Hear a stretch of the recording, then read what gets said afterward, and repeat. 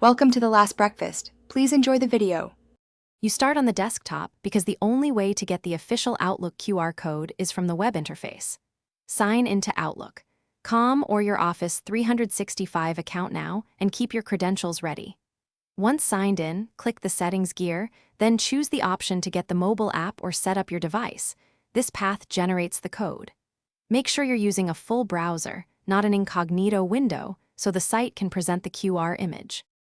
Now locate the Get the Mobile app or mobile setup page in Settings. This is the exact place that produces the QR code. Click Show QR code rather than sending a link. The web UI will render a high-resolution QR image on screen. Once done, make sure the QR is visible and not obscured by pop-ups or extensions. If you need a copy, use the browser's screenshot or right-click to save the image. This preserves the code for scanning on your phone. Finally, open the Outlook mobile app and choose Add Account, then scan QR code. You are about to pair devices.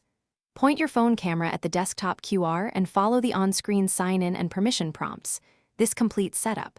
If the app asks, confirm device and grant notifications or calendar access. Troubleshooting tip. If scanning fails, increase the desktop brightness, refresh the QR page, move the phone closer, or temporarily disable browser zoom and extensions. Then try scanning again. Thanks for watching. If this was helpful, leave a like and consider subscribing. See you next time.